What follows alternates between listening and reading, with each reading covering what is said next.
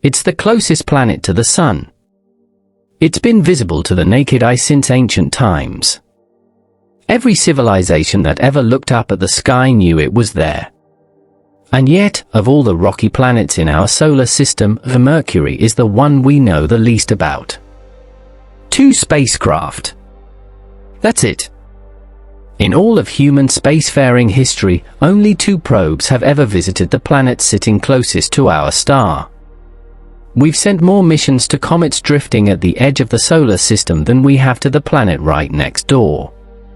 So why has Mercury been ignored? And more importantly, what has it been hiding while nobody was looking? Because the more we've studied it, the stranger it gets. A planet that shrinks. A planet with ice on its surface despite temperatures that can melt lead. A planet whose core behaves in ways that still don't make complete sense.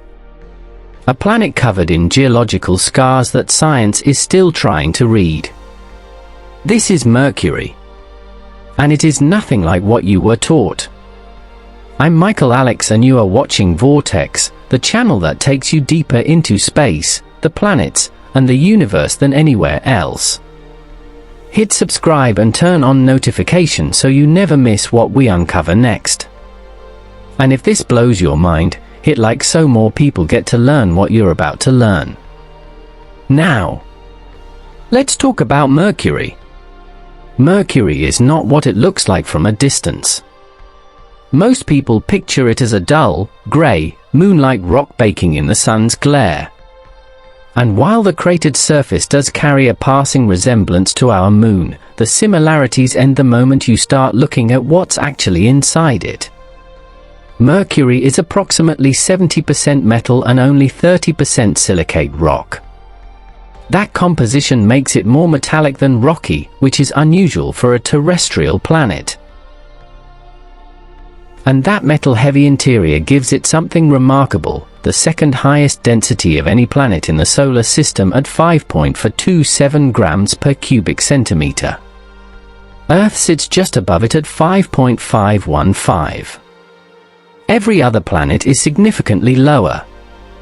What that density means in practical terms is striking.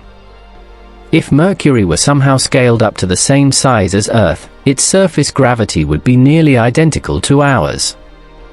But because it's small, only slightly larger than our moon, its actual surface gravity sits at just 3.7 meters per second squared. For comparison, Mars is a considerably larger planet, yet Mercury's gravity is only marginally lower. That's how dense this world is. The surface tells a violent history. Craters cover nearly every visible area, some ancient and eroded, others sharp-edged and relatively recent. The crown jewel of Mercury's crater record is the Caloris Basin, a 1,550-kilometer wide impact scar left by a collision so powerful it triggered lava eruptions across the surface and sent shockwaves through the entire planet. On the exact opposite side of Mercury from Caloris Basin sits a region of chaotic, fractured terrain that scientists informally call the weird terrain, the direct result of those shockwaves converging on the other side of the planet and tearing the surface apart from below. Then there's the temperature problem. Mercury's surface swings between -173 degrees Celsius in its darkest regions and over 400 degrees Celsius in direct sunlight. That's a range of nearly 600 degrees on a single planet. The reason is Mercury's near-total absence of atmosphere. Without a blanket of gas to retain heat, every bit of warmth the sun delivers during the day simply radiates back into space at night. But here's where it gets genuinely surprising. Despite those scorching equatorial temperatures, NASA has confirmed the presence of water ice in craters at Mercury's North Pole. Permanently shadowed craters that never see direct sunlight have acted as cold traps, preserving an estimated quadrillion kilograms of ice on the surface of the hottest reached planet in the inner solar system. A metal-rich world with ice at its poles, sitting just 46 million kilometers from the Sun at its closest point. Mercury breaks the rules before you even get to the strange part. For most of human history, we got Mercury completely wrong. Not slightly wrong. Fundamentally, completely wrong, and the reason is one of the most elegant coincidences in our entire solar system. Mercury has the most eccentric orbit of any planet, swinging between 46 million kilometers from the Sun at its closest point and 70 million kilometers at its furthest. It completes one full orbit in just 88 Earth days, the shortest year of any planet. But here's where things get complicated. Mercury also rotates extremely slowly, taking approximately 59 Earth days to complete a single rotation on its axis. The relationship between those two numbers creates what scientists call a 3:2 spin-orbit resonance. For every 2 orbits Mercury completes around the Sun, it rotates exactly 3 times on its axis. No other planet in our solar system has this relationship. Here's why that fooled us for centuries. When astronomers on Earth tried to observe Mercury, they could only get a clear view during very specific orbital windows, roughly every 116 days when the geometry between Earth and Mercury aligned favorably. During that window they would see a particular face of the planet.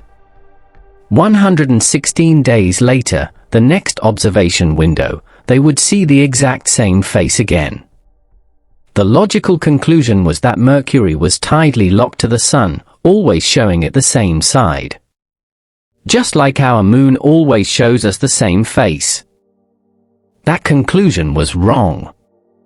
What astronomers couldn't see was that Mercury had rotated exactly twice during those 116 days. The coincidence was perfect enough to completely deceive ground-based observation for generations. It wasn't until radar technology allowed scientists to study Mercury's rotation directly in the 1960s that the truth emerged. The consequences of this orbital setup for anyone standing on Mercury's surface would be deeply disorienting. A single solar day on Mercury, measured from one sunrise to the next, lasts 2 full Mercurian years. The Sun would rise, climb toward midday, then slow down, stop, and visibly move backward in the sky before resuming its normal path.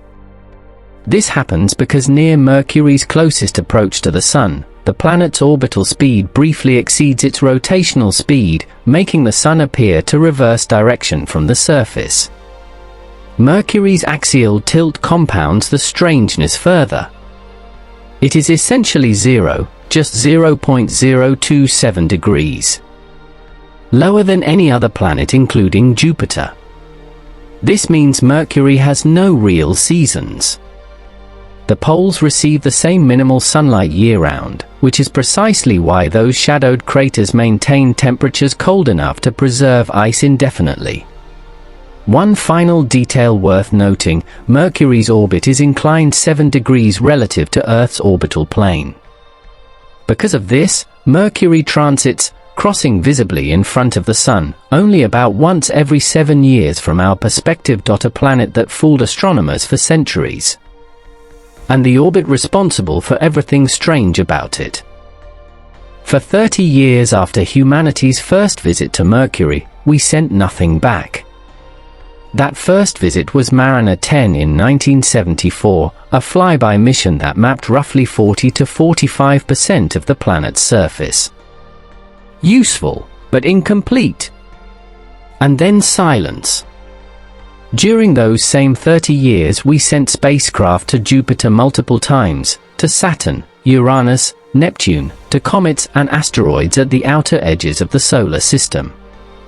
Mercury, the closest planet to Earth on average, received nothing. The reason was engineering. Mercury exists inside a gravitational trap. Any spacecraft launched toward the Sun automatically accelerates due to solar gravity. By the time a probe reaches Mercury, it is moving far too fast to simply enter orbit. Slowing down enough to be captured requires enormous quantities of fuel, more than any science-focused spacecraft could realistically carry alongside its instruments. The solution came from an orbital mechanics specialist named Chen Wan Yen, who in 1985 mapped out a trajectory that used the gravity of other planets as a natural braking system. Rather than traveling directly to Mercury, a spacecraft would orbit the Sun approximately 15 times, flying past Earth once, Venus twice, and Mercury 3 times, using each planetary encounter to shed speed before finally entering Mercury's orbit on the 4th pass. The total route covered 7.9 billion kilometers and required 6.5 years of travel. No new technology needed. Just an extraordinarily precise use of existing physics. NASA launched the Messenger probe in 2004 following that exact trajectory. The spacecraft was compact, 1.8 meters long, 1.3 meters wide, 1,100 kilograms, equipped with a ceramic heat shield, scientific spectrometers, a magnetometer, and imaging systems. It entered Mercury's orbit on March 11, 2011 after a journey spanning nearly 7 years. Messenger spent 4 years in orbit, 3 more than originally planned. It took over 200,000 photographs, producing the first complete high-resolution color map of Mercury's surface. It confirmed water ice at the poles. It revealed the planet's magnetic field as offset from the planet's center by 20% of its radius, a characteristic unlike any other planet. It detected energetic electron bursts concentrated in the northern hemisphere whose origins are still being studied. On April 30, 2015, with fuel exhausted, Messenger impacted Mercury's surface at over 14,000 km per hour, deliberately, after a final thruster burn that extended its mission by several weeks. One spacecraft. 4 years in orbit. It rewrote nearly everything we thought we knew about the first planet. Even now, more than a decade after Messenger ended its mission, Mercury's surface contains formations that science cannot fully explain. The volcanic history alone is staggering. When Mercury was young, lava didn't just flow, it carved river-like channels across the terrain, filled massive basins hundreds of kilometers wide, and erupted with enough force to blast craters into existence without any asteroid impact at all. The crater Navoy is one example. Its shape is inconsistent with any impact event. No central peak formed the way impact physics demands. Instead, the evidence points to a volcanic eruption of extraordinary violence that scooped material outward from below rather than driving it inward from above. Messenger also photographed volcanic ash deposits near the Rachmaninov crater, fine dust covering the surrounding terrain that NASA scientists described as resembling snow, except formed of superheated volcanic material fired from surface vents. A planet raining fire from below while baking under a star from above. Mercury's surface also contains hollows, shallow depressions with no equivalent anywhere else in the solar system.